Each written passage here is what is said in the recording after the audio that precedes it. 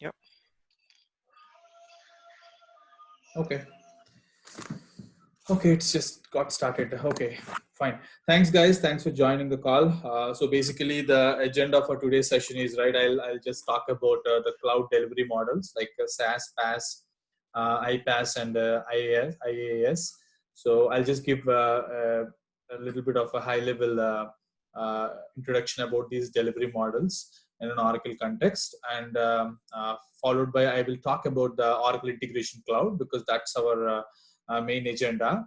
I mean, if anyone would pursuing career in Oracle technical, right? So this is the area one should focus on.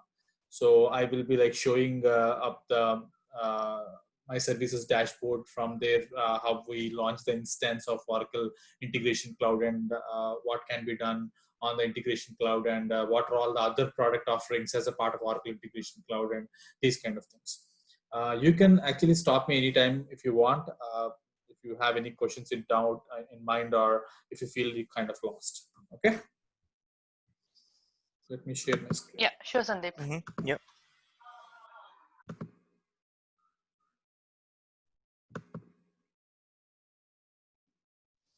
Okay. So I don't have any fanciful slides for you guys. I think even without them, I'll make sure you get what I'm talking about. So basically, right, I've written a small blog sometime back. I'll give you this link to you guys. Maybe once you're done, you can go through this. This just gives some high level idea about what are all these models are. So let's go into the details. So first thing is SaaS, right? Everyone, you might be hearing this word pretty frequently, SaaS, software as a service. So, you know, these SaaS, PaaS, all these delivery models are not just specific to Oracle, first point.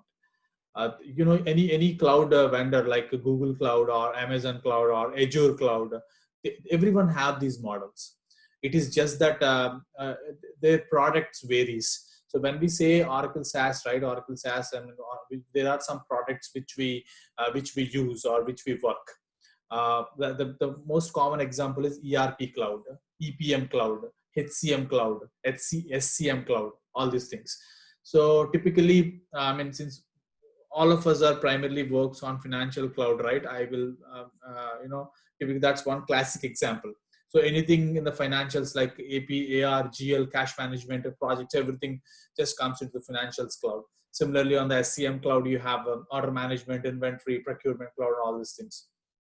EPM cloud is something typically the planning modules, right? Planning, enterprise planning and budgeting, financial close consolidation, and all these things, account reconciliation, cloud services, and all these things. So they all goes into the planning modules. So typically, when I say SaaS means it's just a product with out-of-box functionalities offered by a vendor. That means you just use what is there with an option of personalizing the application. You cannot customize an application because, you know, right, in even the on-prem world, when I say customization, what does that mean?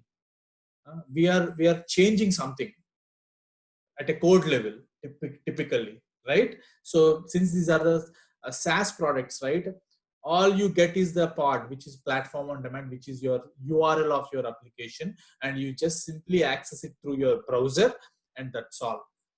I mean, as a customer, right, you really don't need to worry about anything except you know, the license of your application, because you don't need to worry about infrastructure. You don't need to worry about where my application get hosted. You don't need to worry about the security aspects of it. Nothing. It's just that, okay, this is the application out of box from Oracle. You just simply access it and use it, and that's all. That's simply SaaS. So I think I'm sure. Let me talk about an example which you guys might be knowing. So a project that you know, right? I mean, in your organization, there is something called Workday. So that's a SaaS application. Correct. Have you ever heard that? Hey, we are making changes in the Workday? No, it just use. I mean, the organization just simply uses the Workday, which is a SaaS. I mean, software as a service.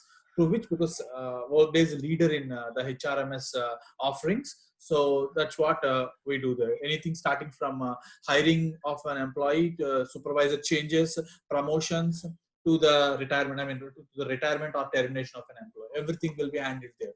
Everything's seamlessly. But what is, if you ever logged into the Workday instance of your organization, you may see the branding of the organization specific branding there. So typically you see, I mean, those kind of small personalizations, the companies will actually offer. So that's what I'm talking. Even the same case is applicable to the Oracle ERP cloud, where one can ERP change cloud. the branding of the ERP cloud. When I say ERP cloud, all these modules comes in. So typically you change the branding of it, look and feel of it. Maybe you need a black theme, or you need a white theme, or you need some other theme, whatever the themes available. You can change the icon appearances and things like that on the SaaS side. Not only that, in the name of personalization, you can you can rename the existing fields, add some additional columns onto the pages. What else you can do? You can even uh, change. At a page level, you can do number of personalization things without writing any code, by just simply changing the properties of that page. So, there's a whole lot of things you can do in the name of personalization. But again, a few products offer a different level of options. That means, for example, if you take CX platforms, the Sales Cloud or Service Cloud or Right Now Cloud, right? They have a different level of customizations offered by Oracle. Which is not the case with products like HCM Cloud or ERP Cloud. Okay, so that means So these are Sandeep, uh-huh. I have one question. That CPQ cloud we have, right? In Veritas, the Yes, sir. CRM cloud, right? Right. So that is also is SaaS, right? We can say it as software as a service. Right. CPQ Cloud, CRM. I think you guys, implemented this one, right? Sales Cloud and Service Cloud. Sales These are cloud, all Oracle. sales and Yeah, service they're all cloud. SaaS products. Yeah, but see, those products are basically CRM applications are always tend to have a lot of customizations than the other products. They have to tailor according to the customer and the company needs. For that purpose, Oracle has given us something called a Page Composer, which will give that respective products to enhance and modify and customize to a next level. So that's only the product specific things, but basically these customization options in general are very limited to the SaaS application. Okay. Okay. Now, if I talk about PaaS, right? Let's talk about PaaS, the platform as a service. So I'll ask you. So see, not every organization just can't simply carry out their businesses with what is just available, right? They obviously have their Correct. own custom modules, and end of the day, you have to do some custom things. I mean, build some custom applications altogether. How do you achieve in the cloud arena? How do you achieve? How do you meet such kind of complex custom requirements of an of the customers? I'll tell you a classic example. I've worked for one of the client where that client requires an entire transportation module. Okay, they ship the coal from one region to another region. Okay, so typically, obviously, Oracle do have Oracle Transportation Management as a service, software as a service. But however, client don't want to go with it. Instead, they want to build a custom module. How do we do that?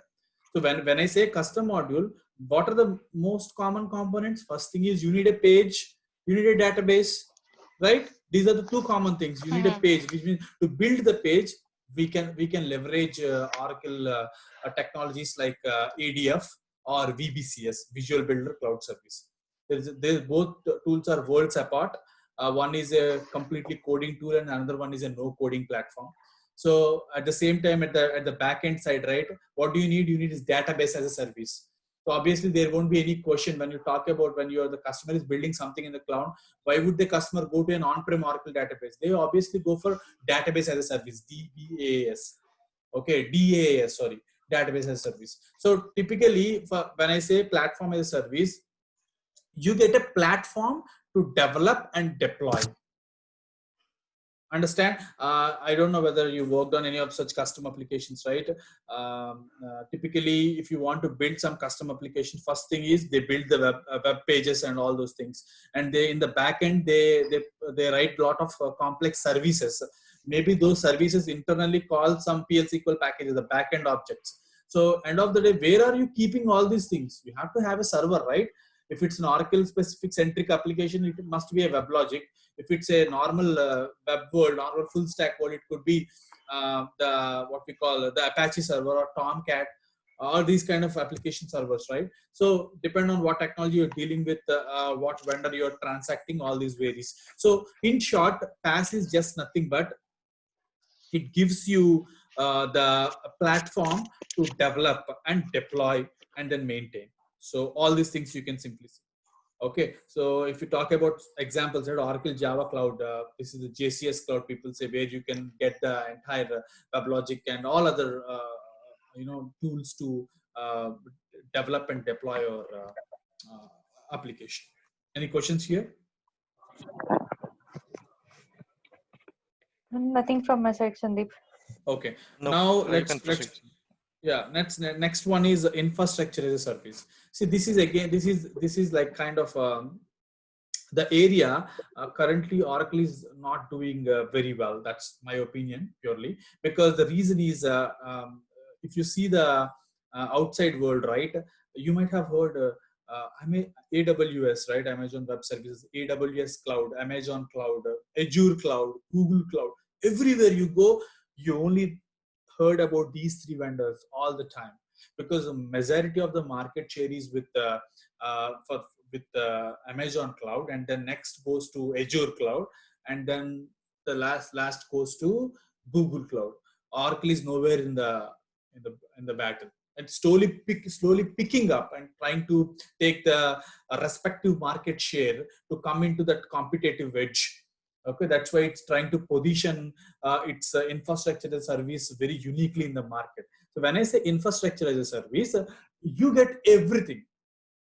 Like you maintain your networking, you maintain your messaging, you maintain your operating system level things, you maintain your Linux servers, everything and anything you own it typically. That means at an infrastructure level, see, you talk about the any building blocks, right? The base level component is infrastructure. On top of it there is a platform, on top of it there is your software. This is the 3-step block. So it depend on, let's say you are a customer where you only focus on designing, that's all, to bring best out of your product and meet the customer needs. If that's your motto, right, why would you take the headache of maintaining your infrastructure, your platform and all these things? Right, you just simply get what is given by Oracle, and then only focus on your application development. That's all. Let's say you take the platform as a service, you simply get everything you need. You just focus on developing. That's all. So for example, if your focus is like just supporting the customer or implementing their financial solution to a customer, first you analyze what is that the current customer landscape is, what kind of transactions they do, are they everything meet, I mean everything is out of box available by Oracle Financials Cloud or maybe other cloud. So you just analyze all those things, you do the proper assessment, and then hey, say this is what it is, we have thoroughly analyzed your entire ecosystem, financial ecosystem, and we think, I think Oracle SaaS is the best possible solution for you guys, where you just simply procure the license and then utilize whatever the options available.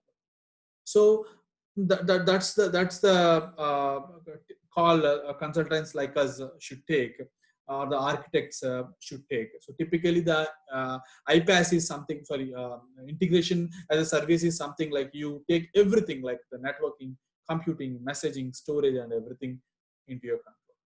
So that's all about it.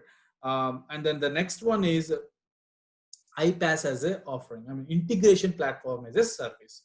So this is where we focus more. The next topic we're going to talk about is Oracle Integration Cloud, which is an iPaaS offering. What does that mean? It's just the name itself is self-explanatory. Integration platform as a service. Understand? What does that mean? An integration platform which help customers to build their complex integrations between cloud to cloud, cloud to third party, cloud to on-premises, typically from between anything, between any application. So with a very quicker way of developing the integration. So there are some other tools by other vendors also falls under this delivery model. With Oracle, we call Oracle Integration Cloud. Even the SOA CS, SOA Cloud Service also comes under the iPaaS model. Similarly, with the other vendors, with Windows, you have something called Azure Integration Services, AIS. So similarly, with Dell, we have Dell Boomi.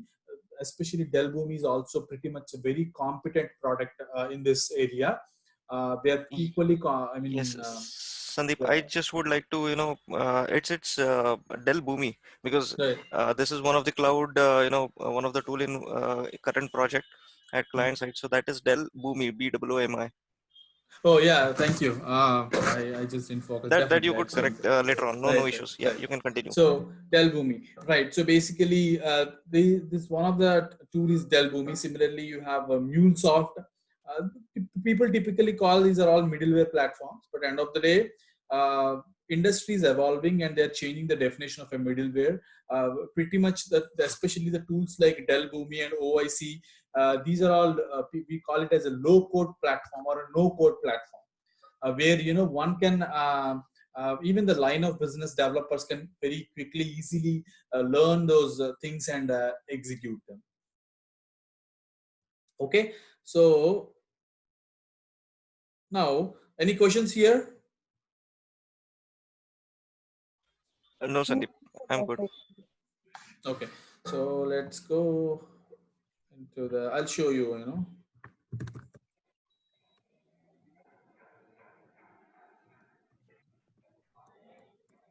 Now I'll just show you how we go into the Oracle Cloud account, and from there, how do we launch the Oracle instance. So I've created my demo account basically sometime back. This gets expired today. So view accounts and go to sign in. I will also quickly walk you through this this particular dashboard. Pretty informative. I'm sure it will be helpful for you guys in your future assignments. So you have to give your account name here.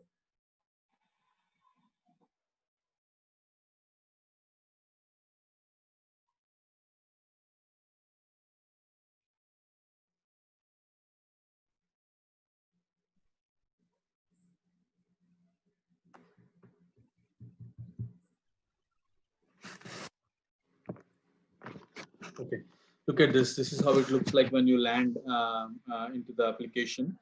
Typically, you see this is the only credits I have left and just 1 day left here. You can see. See, this account is free for few offerings, which is the virtual machine instances and autonomous transaction processor and autonomous data warehousing databases. Typically, and even the resource manager. These are always free things. Even with this account gets expired, you still can log into this console and you can actually utilize any of them at any point of time. So let me just go to the left hand side. So you can see here, right? Typically it's all at the infrastructure level offerings. You can see here the compute and block storage, object storage, file storage, networking. These are all like infrastructure as service components. If you come down, these are the Oracle database offerings, autonomous data warehousing. You may be wondering, I think this is this buzzword going around in the industry, Oracle's autonomous database, Oracle. What does it mean? Have you guys know what does it mean actually? Have you ever came across such word, or do you happen to know what does it mean, autonomous? No. Okay, so it's just that see, if you talk about an on-prem database, right? Or even typically, do you really think a DBA is really necessary for handling on-prem databases? No.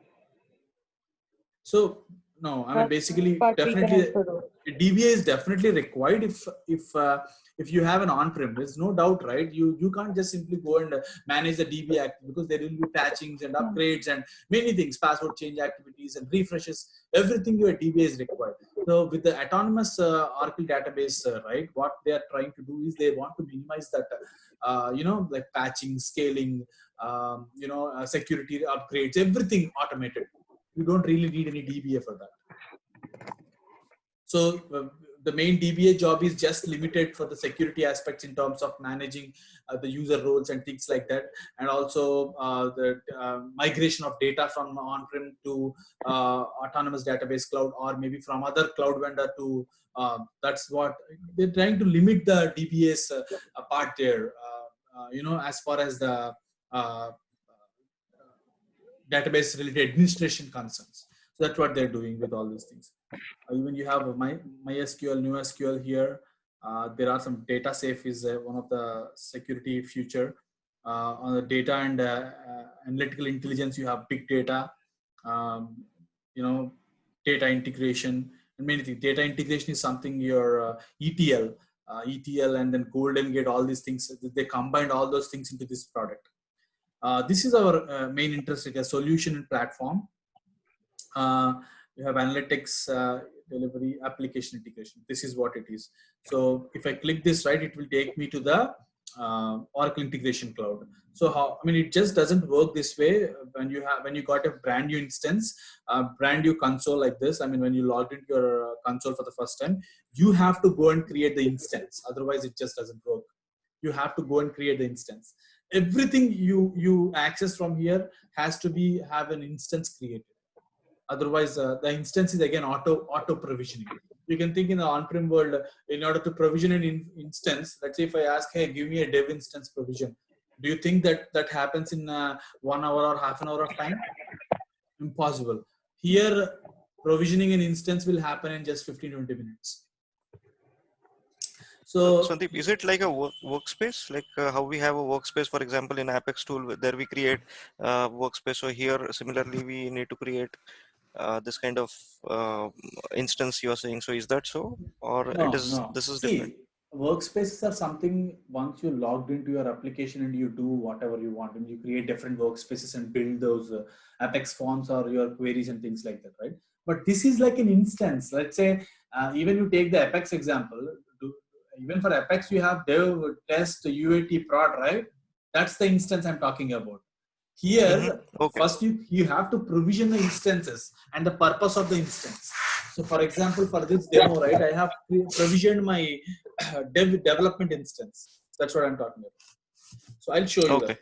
So now you have a notification. Content and experience is something, again, a very nice product, basically to build their marketing sites, your organization's intranet related things. You can do many things. Amazing websites you can build using content and experience. You can store the documents, many other things. So come down, blockchain, Internet of Things, all these things comes here. I'll show you the platform service. Here it is. You see, this is also one more important area. See, what I'll do is eventually I'll take few more sessions, right, where I'll talk a little more detail about it. Since this is just a high-level overview session, I'm really not going in detail about all of these things. So this platform service is also one of the important tools, because here you see we have a Visual Builder Cloud service, which is part of OIC. They come with the Oracle Integration Cloud offering. API platform is something, see, if you are a technical developer, you really know the importance of an API, right? I'm sure if you are 10 plus experienced people, right, you might have developed a hell lot of APIs, but in a very raw format. Like you may be writing you may write a PL/SQL API for doing some customer creation or supply creation or things like that. So you may be doing many things. So but here, Oracle try to redefine the way we create the APIs, starting from designing aspect to the deployment and taking to the market. So this is a platform Oracle acquired, API array. So basically one can create the APIs with proper planning, approval mechanisms, and many things you can do. It's not, see, it's like, if you are attempting to develop a product, right, Will you just go simply like, okay, I got this idea, oh, let's start building the change, and then after 15 days of development, hey, then you know, oh, I think this model may not work. All my 15 days of work gone waste. Okay, let's go back again to the first step, where take a paper or a whiteboard and again drafting your ideas, and then start again development and go to a different point and where you realize that, hey, again it doesn't work. So see, they wanted to streamline the API development area here using this API array. It's really nice tool. I've got a chance to look into how it looks like and what's the capabilities and things like that. So Sandeep, there are many things you can see here. Okay. yeah.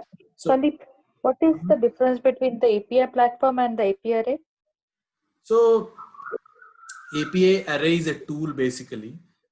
So this tool is available on the API platform. Okay, this is a tool where you can actually go and create, respective APIs and go with the following by the number of governance methodologies and policies.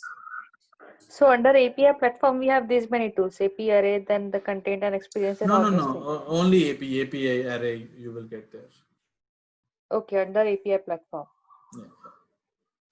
So see, typically, just because you are a past developer, you won't be really, until unless you are really interested, people won't even explore any of these areas except Visual Builder. This is all just I'm giving you for the knowledge purpose. So, okay. Typically the governance and administration, this is where Identity Cloud Service, IDCS, SSO related things and other aspects release. So without any delay, as a part of OIC, we have to basically concentrate on the Visual Builder. No, I'll show you. You have to basically focus on Oracle Integration Cloud. I'm clicking on the integrations. I'll show you. It takes you to the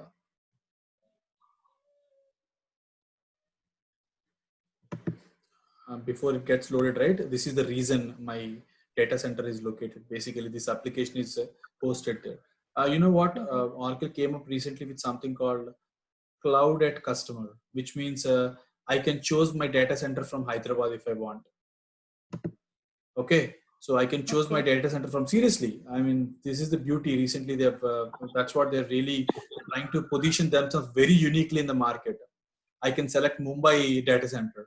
Let's say, you know what the reason is? Let's say Rohan is starting a business which is sensitive to the local rules and regulations, which means, maybe his app may be hosting lakhs of millions of customers, and there's sensitive information, maybe like an Aadhaar number or maybe PAN number kind of thing. You definitely don't want it to host somewhere in the US Ashburn region or somewhere else, So it's like to comply with your local government rules and regulations, and you feel like your data is safe with yourself within your own region. At the time of this creation, I chose Ashburn, US Ashburn, but I have a different account which you see this Ashburn. You will see this comes from Hyderabad data center. At least to me, definitely that's an amazing feature. Maybe at a consultant level it doesn't make more sense, but typically at an organization level, definitely that's a breakthrough. Okay. Sandeep, are you sharing your screen? Yeah. Yeah, sorry, got it. Okay. Somehow it was. So, no, I just showed these reasons, and you can see more reasons, and you can even see the notifications which are available. So you can do the live chart here. You can do many things. Let me just go back without any deviations to the integration platform. So from here, you can see already I've created one instance here. If I click on this instance, it will take me to access the service console. I can click the service console and it will just take me to the Oracle Integration Cloud. You can see this is my application login. Okay, so this is how it looks like. So if we have the production development and the UAT instance, then it will give us a list of those instances at the home page, right? Here you see you can add tags actually. each and every, let's say if you have in the page prior to this, it's only showing one instance, right? If I create 4 to 5 instances, it will show all those instances there. Whoever is maintaining this, right, the admin people or the developer, lead developer will come to know, I mean, what instance is what for. Typically the tags are meant for that reason. You can add tags. Okay. So, okay. So this is the, I mean, this is how the Oracle integration landing page looks like. Okay. For these connections are like how many people are connected to this instance? No. Then? So basically the connections are something in order to connect to a different applications, you have to build a connection. So you have to do a number of things there. So I'll talk about all those things in detail. Just give me a minute. Okay. Okay.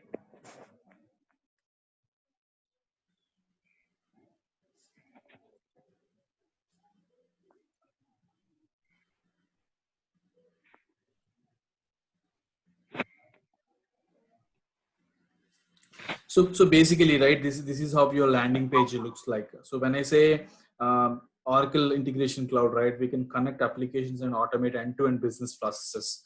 So this is the main capabilities, right? You can do an application integration, you can do a process automation, you can even build the visual builder applications using this. You know, there is the main components, right? You can have something called adapters, you can recipes and business accelerators. These are the things which are available with Oracle Integration Cloud. So let me talk in a very layman terms, right? Since you guys are pretty new to this tool and all, right?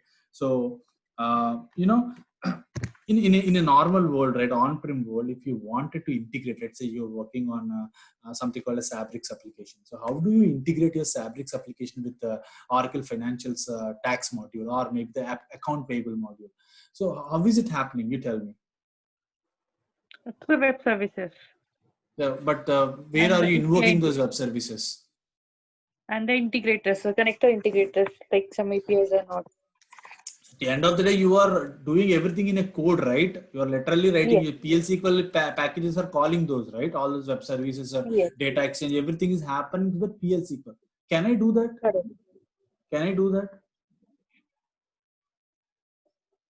Here, if you suddenly ask me, if you suddenly ask me, Sandeep, there is an issue with Sabrix integration. For some reason, taxes are not getting calculated when the invoices are creating. Can you just please quickly debug? And it's a P1. I want it to be resolved in just 1 hour. Can I do that? No. Just because I don't have any experience, right? I don't have experience. I don't know what the Sabrix is about. I don't know those PL SQL packages. Okay. Even if I start deep digging into it, I don't know when I can come and resolve it, right? So now, so even to implement such integration, definitely one has to do a lot of coding, right? So you have to do many things. So now this tool, you can do the same integration without writing a single piece of code. Okay. You understand? So that's the beauty. That's why we call this as a no code or low code platform. Typically with mapping components, there are a lot of components. I mean, end of the day, let's say I'll tell one classic example. You have a Workday application, okay, and you are maintaining your supervisor, employee supervisor hierarchy levels in your ERP, either on-prem or ERP cloud. Let's take ERP cloud example.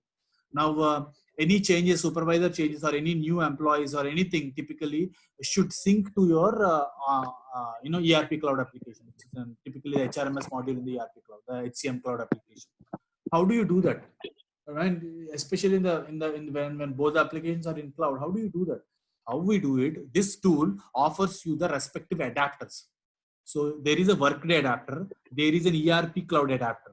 So by leveraging those two adapters, once we configure those adapters, one can literally map the respective, I mean, through an adapter, there are a number of business objects gets exposed.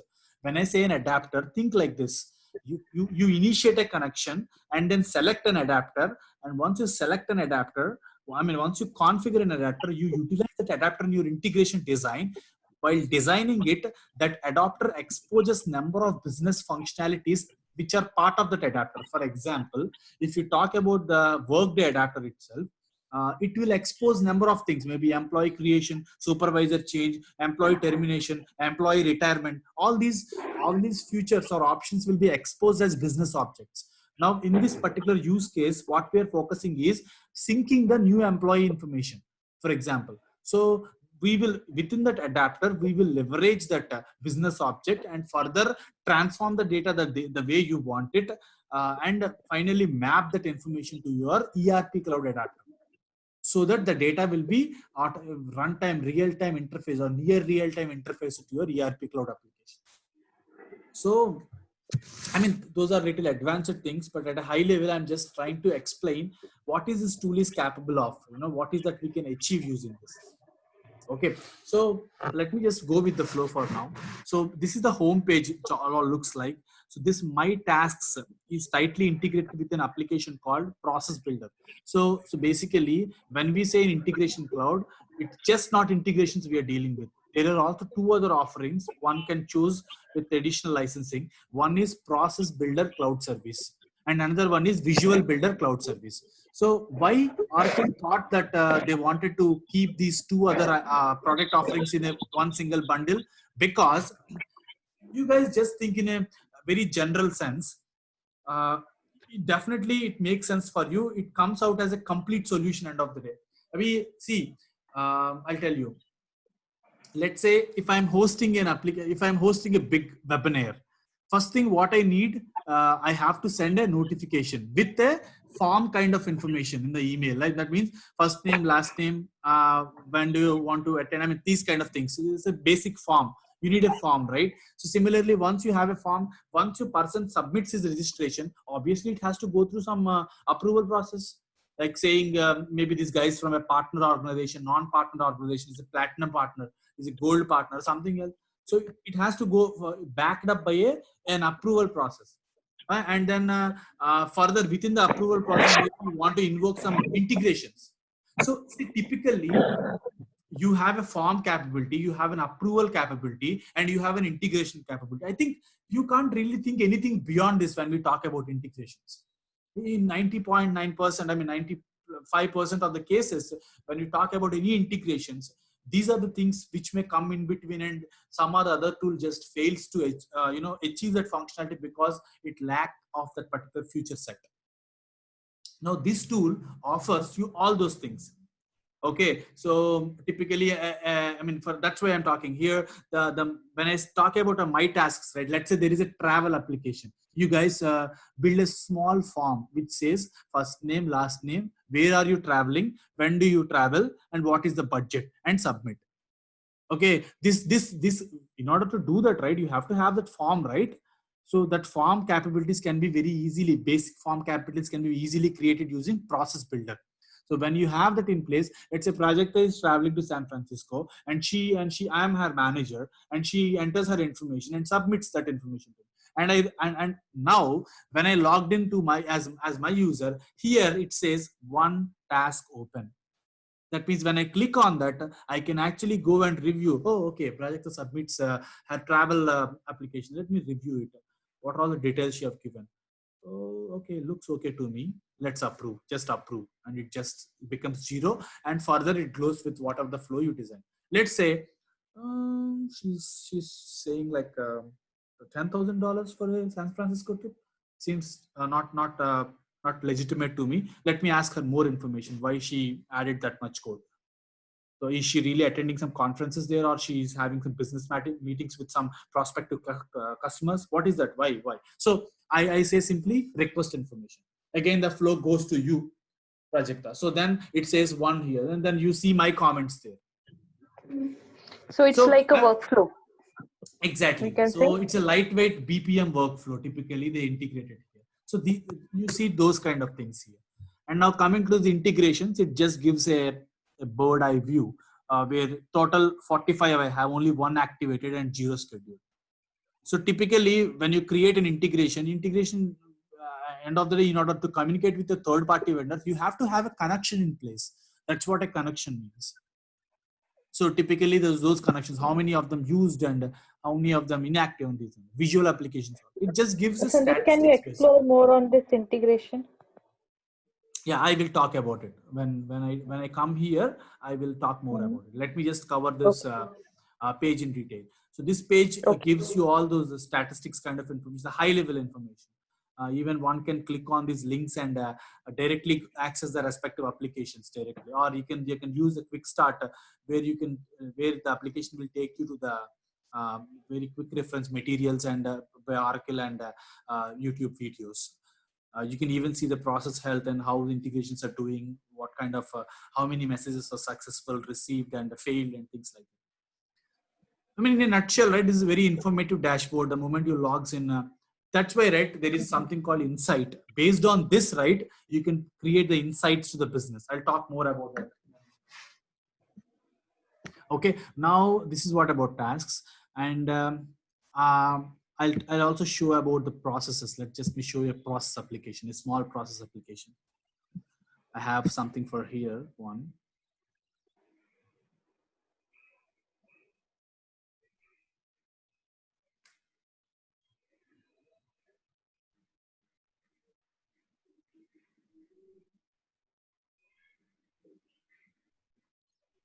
Just bear with me. This is a demo instance, so obviously it's gonna take time.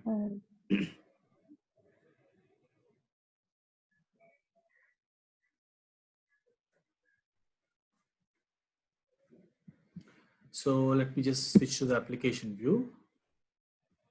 This is my trial application. See, so there is a form and there is an approval request. Everything. I mean, typically, I'll show you even the form components. You can open the form. If I click here, it just takes me to the form. Basic forms you can see. You can give first name, last name. Each and I mean, what is this particular form looks like typically. What field properties and all, you can select the field and you can give the properties, and this is a palette you can have here. You can add a calendar item. You can see, for example, this is having a calendar item, right? So you can just simply drag and drop here and then develop many things here.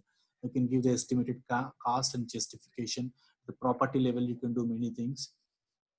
You can make it read only or disabled or password kind of thing. I mean, when you select the password field, obviously anything you enter, stars comes as star kind of thing. See, this is a very unique kind of application where you here itself you design and you test it and then you publish it and then activate it. You can do everything here. So there are many things. I mean, since this is not a detailed session, one can go into the detail and prepare complex forms and do many things here. Okay, so Sandeep, publish means we can give access to other user, right? No, we are publishing means it's like you are deploying the application. See, access part comes at a different level. Access part, I'm a little bit complex. Even I really didn't explore much on it. But end of the day, how do we provision is something. The process builder application internally have its own roles and mechanism. Even you can inherit the roles from ERP cloud. You know, you can do many things there. Within that application, you have in the administration, if I go, you can do a lot on the process sides. And the activate means? Sorry? Activate?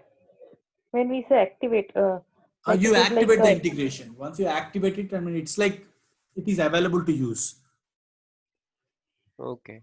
So suppose I create this form and I want to view this in Fusion application. So I need to publish it, right? No, you don't view this in Fusion application. That's a different story. Okay. See, this is standalone. This can be viewed from here only as a user. So to do that, right, you have to go to the Visual Builder, VBCS, and where that what you are asking is something called extension of SaaS. Okay. Which means Visual Builder Cloud Services is capable of embedding the reasons within the Fusion applications. That's the beauty. You don't even identify that this is something outside of SaaS. Even you can simply launch the VBCS by a button click. Like you integrate that endpoint in the application and then it takes you a new browser and from there things will launch. But what you're asking is an extension. We are talking about a process application here. This form is just a standalone. So think like this as a business process perspective. you can simply, users can have their own login credentials to access this process builder application. From there, they can raise the travel request. And from there, we will also maintain the entire rules and user management there. And from there, the respective, according to the design, the respective approvals gets kicked off, and then things go further. Okay. So data own stored somewhere, some tables, using this process See, this, application. yeah, everything is in cloud. It's a backend. Okay. Yeah. Okay. So it is going to be stored in some custom table kind of thing. Basically, as far as the process concerns, right, I believe that there will be a what we call database as a service, DBAS, database as a service. So that is where it stores. As an application level, it stores as an application. So end of the day, it all stores, I believe it all stores in the form of the metadata, the JSON formats and things like that. Okay. So basically, Praveen, this process builder and visual builder, I have really not worked on in real-time scenarios. So the knowledge around this process builder and visual builder is only limited to the theory and the knowledge I've explored over a period of time. As far as the integrations concerned, I have done some significant integrations and very good hands. So, my intention with this call is to just give the glimpse of the futures and possibilities as a part of this Oracle Integration Cloud. So, especially around processes and visual builder, I may not be very much accurate about very detailed components, like what does the designer do, what does this do that. So maybe I'm planning to enhance my knowledge on those tools too. Hopefully in the near future, I'll take a detailed session. Okay? Yes, sir. Yeah. Thank you. So next, let's go into the integrations. Okay. So this is what it is. So basically, when I click on integrations in the designer mode, so typically this you see that there's something called integrations. There's a main menu for the integrations. This is where you build the integrations. But before building an integration, you have to have some connections. So when I say connections, let me click on it. So typically, connections and adapters, these two names are very interchangeably used. It's like you first create a connection, and for creating a connection, you select the respective adapter you wanted to do. For example, I'll talk about Workday. Now select the adapter and then select it and then give you a name here.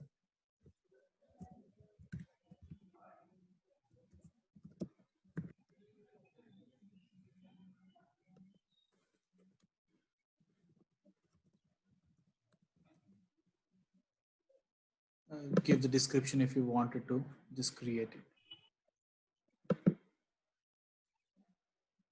Now my connection got created. Now you have to configure your connection. In order to get the data, you have to give the Workday host name, tenant name. These are all few optional things, and you should also give your security. What's the user you are trying to authenticate with. This, once you're done, the percentage gets increased the moment you give all this information, and then you have to click the test so that this connection will make a test ping to your internet connection Workday and say, hey, this is successful. Once done, you can simply save it and come out. Now this connection now can be leveraged in your integration. You have number of connections created here, you can see. So that's all about connections basically. I'll talk more about this when we talk about adapters. Coming to the lookups, lookups are same as your traditional world mein jo whatever the meaning you have right in your mind. That is the same when you talk about lookups. I mean, it's like they are placeholders of some data and which can be retrieved and utilized at the runtime. Similarly, even in the integrations, one can configure the lookups, maybe the country lookups or maybe something else, anything and everything, whatever you feel like adding as per your requirements, one can pretty much utilize them in the runtime. Coming to the packages. Any question? Okay. No, so sir. coming to the packages. So packages are nothing but when you create an integration, you can have an option to package that integration. When I say package, let's say I asked Praveen to own the entire HCM cloud integrations. There are 20 plus integrations he will be creating. So it is sensible to keep them under one package. It's like categorizing them. It will be very handy at the time of deployment. Simply, instead of deploying each and every 20 integrations, simply you deploy the package. That's all in one step. So usually the packages helps come handy in that area where one can categorize and package their integrations according to their modules or their functionalities. Now, let's say if I click on packages, let me show you, I have a couple of packages created. You see this is this particular one have 33 packages. I mean, if I click here, one can see, we can simply export it and delete it. And then if I click on it, it will show you the entire integrations which are part of this package. Okay, makes sense? Now going to the agents. Agents is come into the picture when you are connecting with an on-prem database. So it's when we say an integration cloud, it just does not mean that it only do the integration between cloud and cloud. No, right? You have a lot of customers who are currently on premises. So, but usually you might be knowing, right? On premises databases are behind a firewall. So to have that effective handshaking thing, one has to configure an agent. For especially agent setup, you have to do some command line prompt specific setups so that you will hear the ping from the on-prem database. There is some set of instructions one has to follow. So, but just remember, only when you are transacting with an on-prem database, then agents come into the picture. So, okay. This is one, there is one agent called configure here. Now let's go into the adapters. Like I told, adapters and connections. I mean, connection is the top part. If you want to use an adapter, you have to create a connection. Oracle is giving 68 plus out-of-box adapters. You can literally see. I'll slowly scroll down. You might be knowing number of applications you might be already worked on. Automation Anywhere, UiPath, Box, SAP Concur. Let's say you have a your Concur application for expense management. From the MX card application, I mean, information will flow to Concur. From Concur, if you need to come to AP, obviously you can utilize this SAP, this thing, IBM DB2. For all digital documents, you can leverage this DocuSign. This is CPQ, I believe. I don't know. Rohan, do you know this? CPQ or something. I don't know. Which one? Eloqua? I've just heard the name, to be very no worries, frank. yeah. So even Evernote and Facebook, social networking things where you can post the campaigns, marketing campaigns, and many things you can do. These are all technology adapters, nothing but FTP, RESTful, SOAP. These are all technology. Calendars, LinkedIn. Or let's say you have some 10 new positions opened in your organization. And obviously, one way is to go and manually post them in the LinkedIn marketplace. I mean, right? LinkedIn is not just for sharing our posts or talking about our achievements. There are also main businesses to recruitment aspect of it. That's why there is a LinkedIn Premium, right? Like these days, LinkedIn is the main source where people get hired.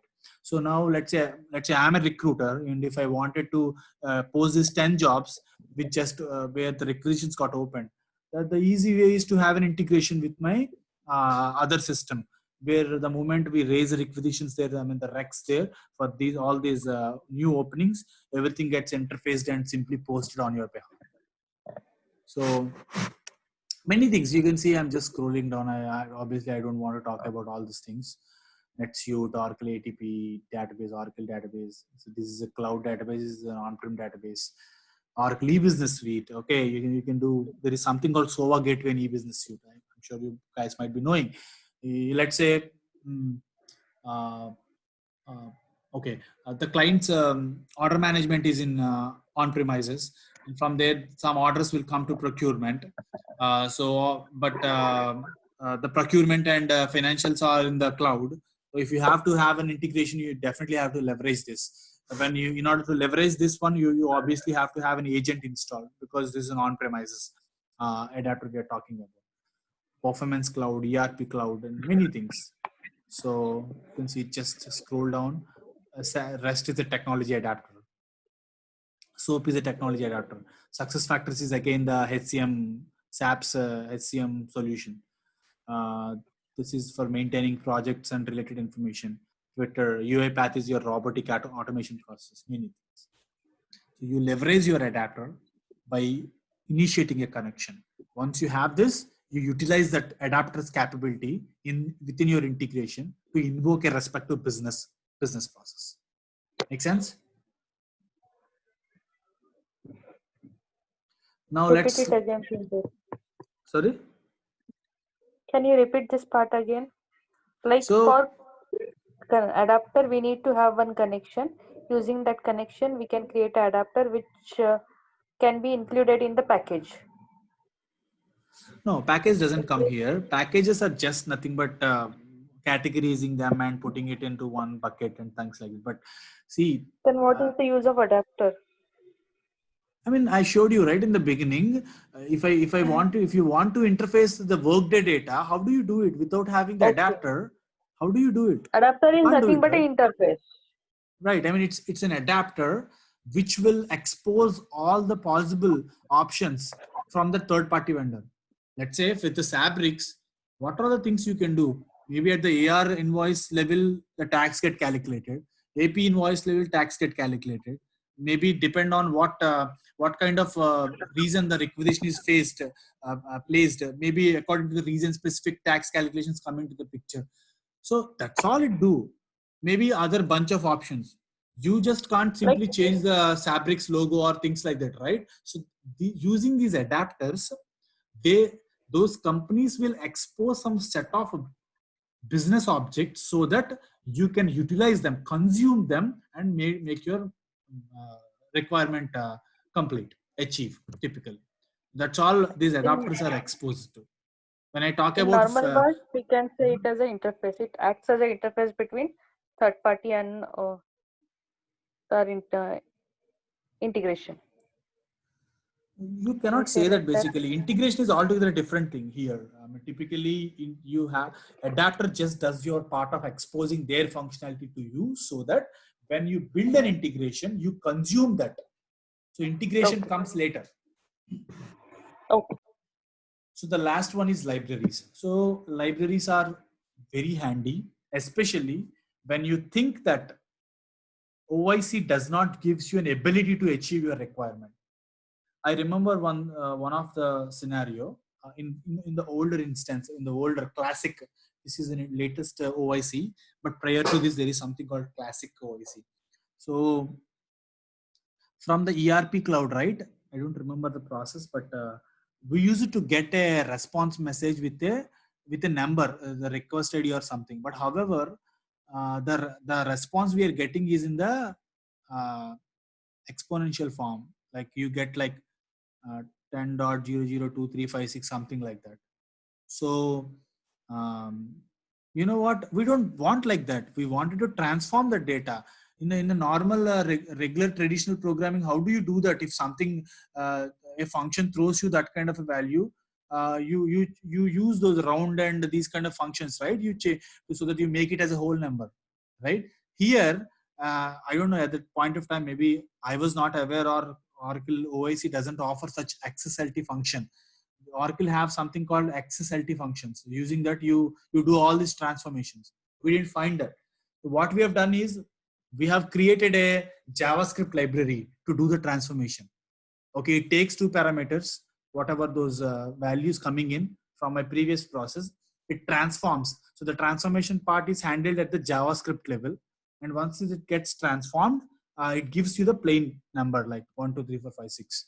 And that one we will utilize further and carry out with our orchestration pattern. So this is where like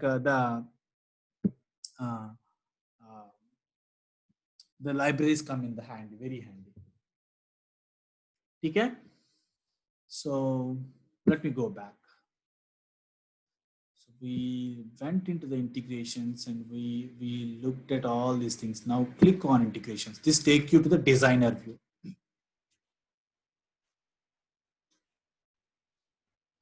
These are the integrations. So typically one can run the integration. While running the integration, one will get the metadata URL. I mean, even Oracle Integration Cloud has its inbuilt Postman kind of tool. If anyone is familiar with the Postman here or SOAP UI, so typically it's a REST API, right? This is a GET method we are invoking. I'm giving my name. And these are all optional, but live.com.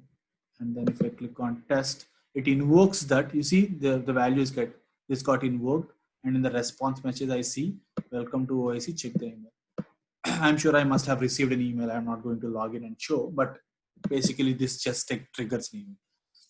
So you can see some other information, and if you click on instance ID, it takes you into the tracking, because the same integration runs 10, 15, 20 times or maybe more, right, according to it. So typically one can see this is the tracking. So this is the design of the integration. Now, how did it went? It checks hello world. We invoked it, and it checked there is a switch operation. Did I give an email or not? If I give an email, it goes like this and then finally sends an email. If I did not give any email, it just simply says that hello world, and that's all it comes out. So this green color highlighting helps you to troubleshoot and debugging how your integration goes in. There are also many other things here, like you can do like this, and you can change the horizontal to vertical. This is horizontal. If I keep vertical, ideally it should change. Maybe it's in the view only mode, that's why it's not allowing, but you can do many things. There is here, you can see the business identifier if you happen to map one. Let me see if there is any business identifiers for this integration. It's just the name. Name is the only business identifier. So this is the value I have given. So typically, right, one can invoke an integration the way I just showed you. We can test it and invoke it and then see it. The same, you know what, the same URLs, you can simply leverage it in your RESTful APIs, and by giving the proper authentication methods, you can even do. You can even take this URL and then put it in the browser and even do that. That's what it shows. If you click on how to run, it just takes you an Oracle documentation and explaining about all those things. So let me click on the integration itself, the design aspect of it.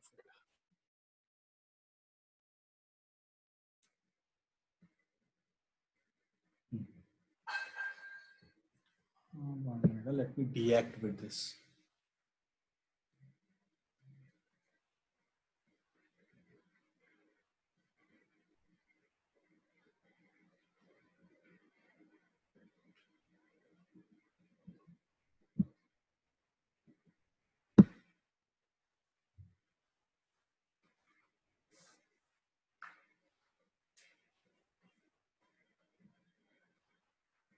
Now click on edit, go into the edit mode.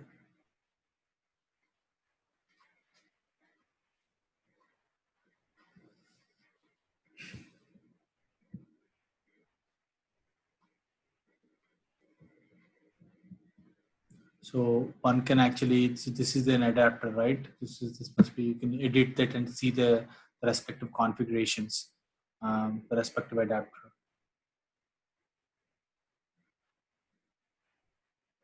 So it's a REST endpoint. This is a technology adapter. So this is an app-driven orchestration. There are other orchestrations also available. A scheduled orchestration, basic routing, subscribe to OIC, all these things. But this is what it is.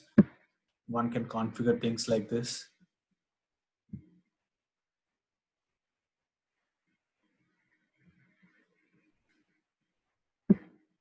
You can select the respective code operations.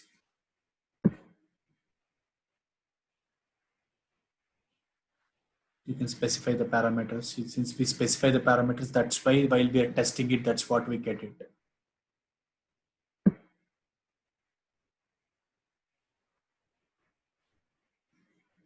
People select the sample JSON strings and or XML or many things. They even enter the inline. See, for this, they have just entered inline. a JSON format. I think Rohan, you should be able to relate more what I'm talking, right? So.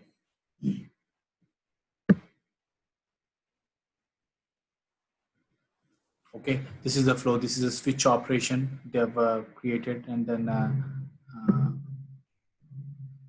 if the email is not equal to null, that's the operation, which is they're logging something. And they have some variables and they have some notification. And with the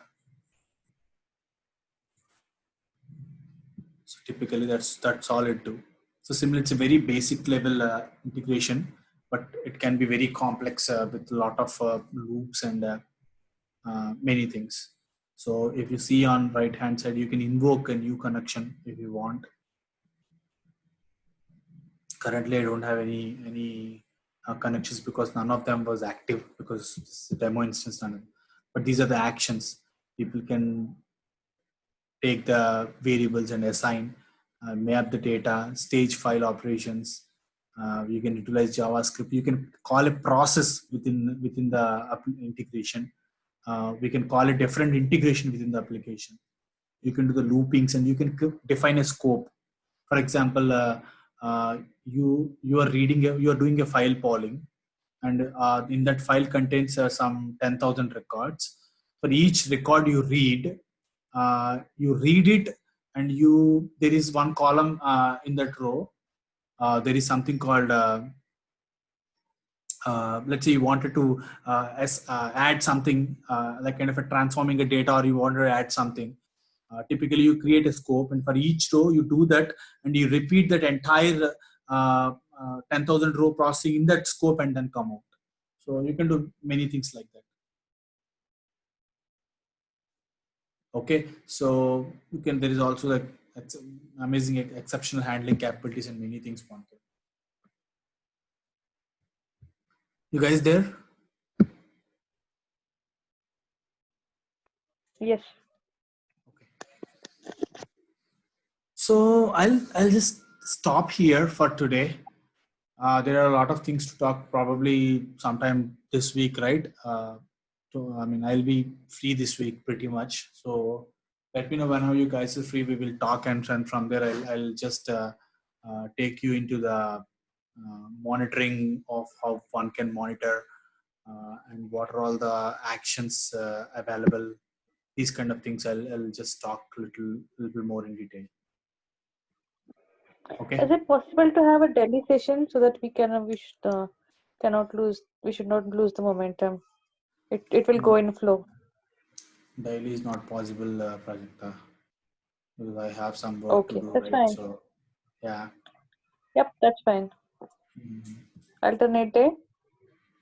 Yeah, I mean, just on Tuesday we will connect, because I have some certifications scheduled for this week. So I will be pretty busy pursuing them. So